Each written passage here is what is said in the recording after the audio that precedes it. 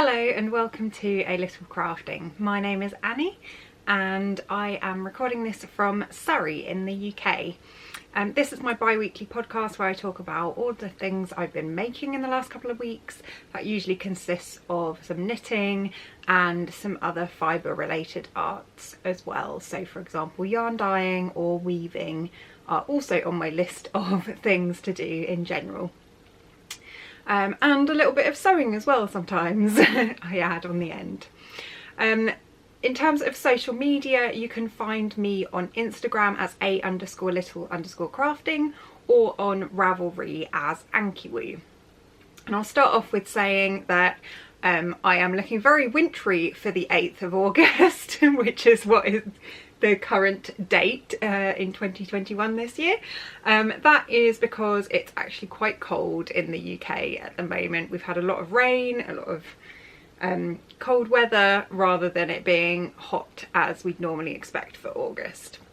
But good news, that does give me the opportunity to wear my Ingalls sweater, which I finished just before the last podcast I recorded. So I'll talk a bit about that and what I'm wearing at the moment. And this is my Ingalls, and it is a pattern by Caitlin Hunter. It is knit out of Madeline Tosh DK Twist in the red woman colourway and in the paper colourway, although this is slightly bled into the white, so it doesn't quite look as white as it should.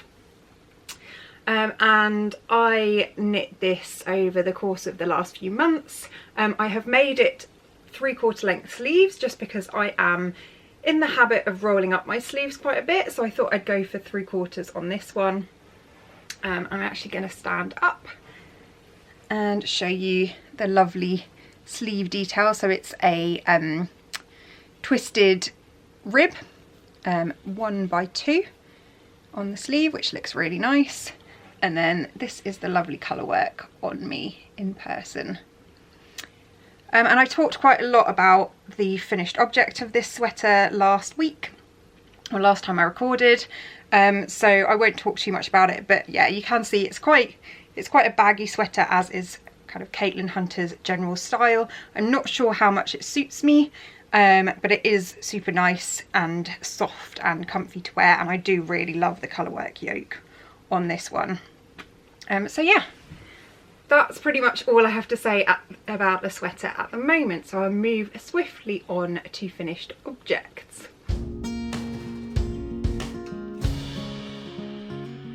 So the first finished object, and only finished object I have this week, is my Atalana hat, which is a pattern by Christine Burkhard. And you'll see this is blending in to my sweater quite a bit, so a little bit of something on there, and that is because this is knit out of leftovers of the red woman colourway that I knit this sweater out of. So I will show you a close-up of the pattern because it is really, really beautiful. It's a paid for pattern, so Christine Burkhard is the designer, and it's a series of twisted stitches and cables to make this lovely kind of X-cross pattern. It's a really lovely hat, and I will try and put it on. Let's see what happens here. Yeah, so it's more of a beanie style, but it is a really nice shaped hat, and I do really love the kind of overall rib effect. However, something to point out with this pattern is because it's all knit through the back loop stitches and then cables, it takes a very long time to do compared to a normal 1x1 rib. So be warned, it will take you longer than you expect to knit this hat.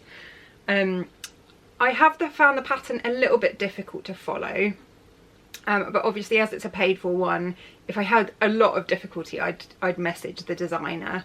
I believe it will have been translated, so that might be where I found it a bit tricky. Certain instructions weren't 100% clear, and I kind of had to guess a bit about what to do.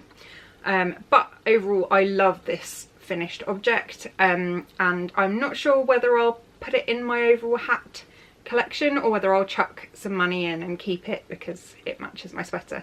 We'll see what happens.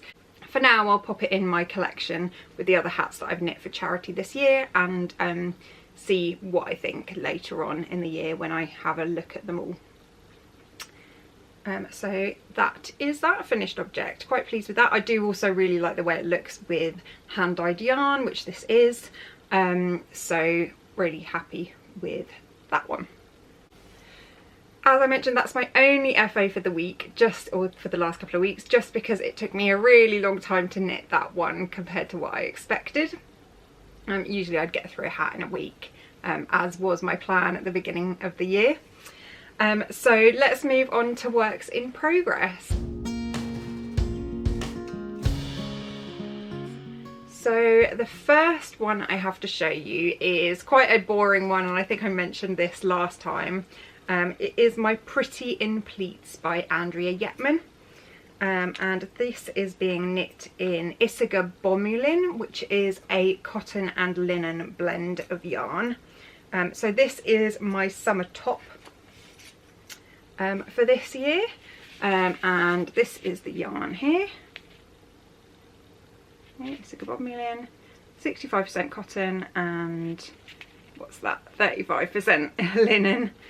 There the colour is number 16, and I bought this yarn from A Yarn Story, which is a shop based in Bath, but they also have a website that you can order from online.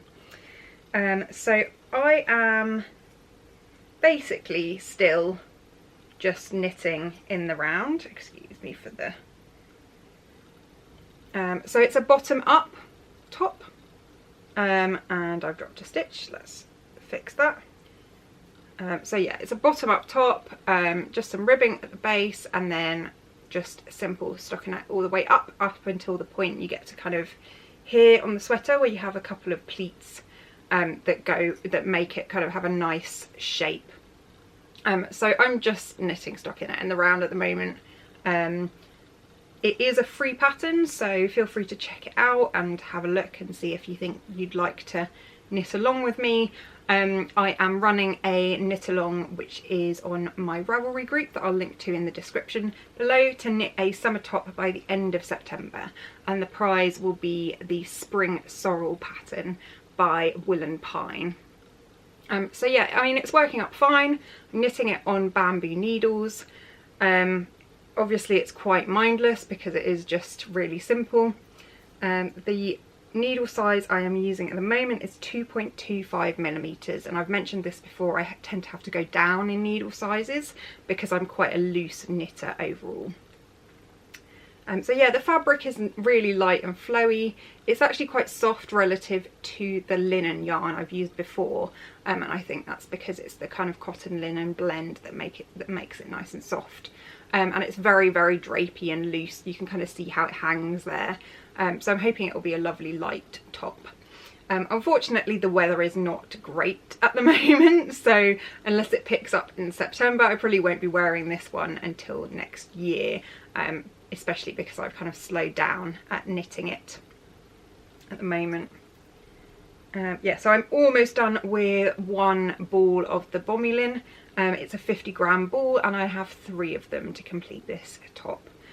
So hopefully I won't need much more yarn to carry on. I don't actually know, I mean, I'm not that far into the top, but I guess the top section is just the straps, so once I'm at the right point after this bit, I won't need much yarn at all to finish it off. So yeah, that's where I am with that at the moment, still chugging along occasionally. I should probably knit quite a bit more during D&D next week, because that kind of requires a bit of a mindless knit to continue whilst I'm concentrating on the story and what's happening in the session. I'm keeping this in my little quince pie bag, which is just a round bottomed drawstring bag, which is great for socks or any small projects, but as this kind of doesn't take up much yarn, it's perfect for this size of bag. My next work in progress is one that I have just cast on, and I'm really happy to say that I've started my spring sorrel finally. So I mentioned it in the last episode, but I'm going to be making this as a fade. and I've started off with this colour, which is a kind of greeny turquoise. This is yarn by River-Knits, and it is their BFL DK in the Salisbury's colourway. The second one is a Stranded Dye Works colourway in her Castaway DK, and this is Industrial Kingfisher, so I thought that would blend nicely with this one. And it's going really well so far. I'm quite addicted to knitting this, so I expect I'll progress quite quickly. Obviously it's in DK yarn, and it has this really lovely stitch pattern on the yoke, which is where I am at the moment. I have knit this kind of stitch pattern before in a hat, so I'm well used to this type of thing, which is great. But it just keeps you going. It really does.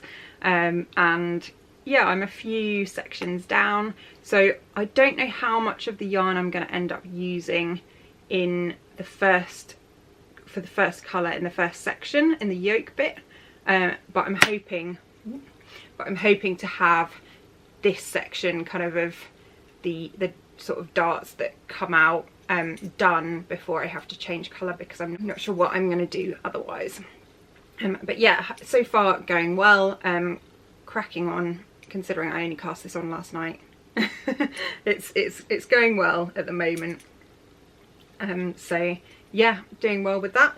I am knitting it on, let's see, 3.25mm needles at the moment, and that's for the kind of larger needle sections. So I've also got a smaller needle for the ribbing. So yeah, I'm going to obviously try this on some kind of larger needles later on to make sure it's going to fit, because the good thing about doing a top down sweater or top is that you can try it on as you go and check that it's looking right and fits well. So yeah, happy with that so far. Can't wait to get on to the next colour. I mean, I'd estimate that I've got 75 grams left, so should be okay, I think, of that one. The other colours I have to add on the end are Silvermond, which is another BFL DK from River-Knits, and also the same colour as I had in here, but obviously white because it's still in the skein, which is the Paper by Madeline Tosh in the DK Twist yarn. So yeah, I'm excited to get going with that, because I think that will be really lovely for the kind of mid-season, so hopefully September, October, as it starts to get colder, although it's cold now, so I could probably wear it now, but I'll see how I get on with that. At the moment it's going fast, but I think as I kind of get further into the jumper, obviously it'll get wider, so I'll probably slow down a bit because the rows will be longer. We'll see how I get on. I'm excited to keep knitting on that at the moment. And as that's kind of all the works in progress that I've been working on over the last couple of weeks, I wanted to mention that I have just purchased a new pattern, which is one by Knox Mountain Knit Co, and that is the Panask hat. And that one I'm going to just pop a picture in here, but basically it's quite similar to the Mountain Mist hat by Kentucky Knits, where you've got the kind of peaks of the mountains. This one is a paid for pattern, but I saw it and thought I have to buy that, especially because I'm a big fan of Knox Mountain Knit Co knitting patterns as well. So yeah, I'm going to be knitting that one next. I'm going to try and find some hand dyed yarn to knit it with, because I think it will look really lovely with hand dyed yarn. But I don't know what leftovers I still have, so I need to root through my stash and just see what I've got left at the moment in DK yarn. So yeah, that's the next hat that I'm going to be knitting, hopefully on some lovely squishy yarn.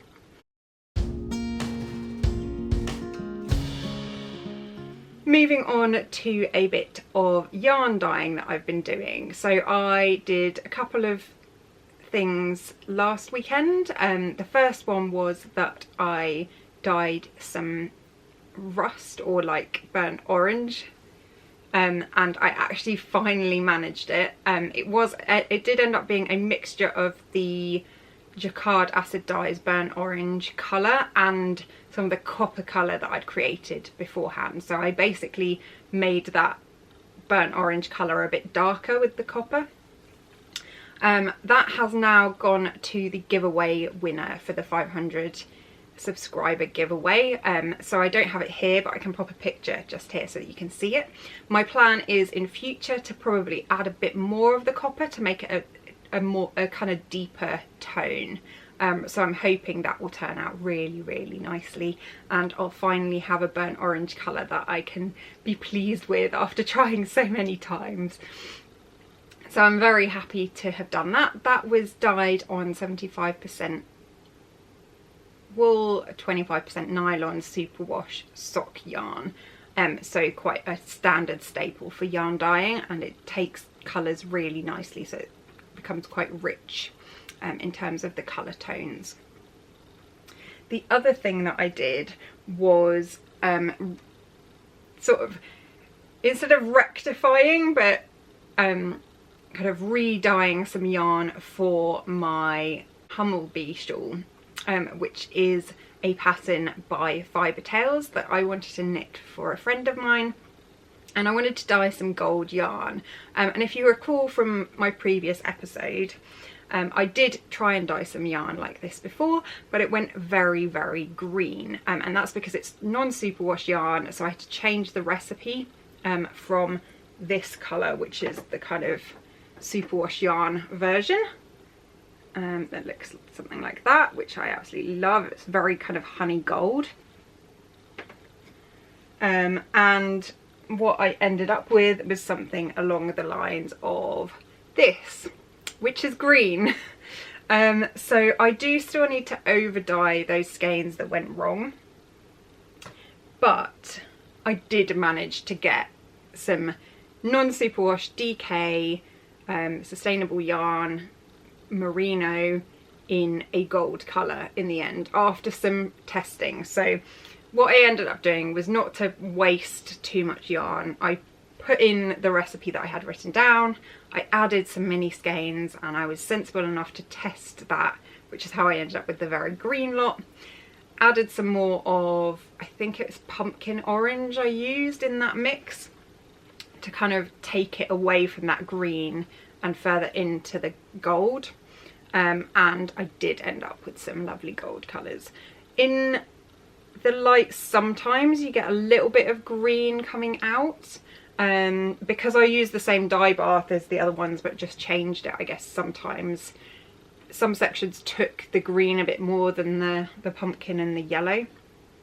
But I do love the tonality of this yarn. So something that's really hard to do with hand-dyed yarn is actually get that same kind of variegation on superwash yarn or on non-superwash yarn versus superwash. So I'm really happy with how these came out, and I will at some point wind these up and start knitting that lovely shawl, which again I will link to in the description below, because I do really like that pattern by Fibre Tales, and as the friend of mine keeps her own bees, I thought that would be a lovely thing to make. So yeah, not too far off this one, I don't think. If you have a look, I mean, this one does still look a bit more gold orange, but you're never ever going to get the same kind of tones on superwash yarn as you are non-superwash. There we go. So I'm happy that I managed to figure that out, although it was a bit stressful at the time when I saw those skeins come out really green. I thought, oh no, what am I going to do? I hope I don't get this wrong again and waste more yarn. So yeah, pleased with that, loving these, and they will go towards that lovely shawl.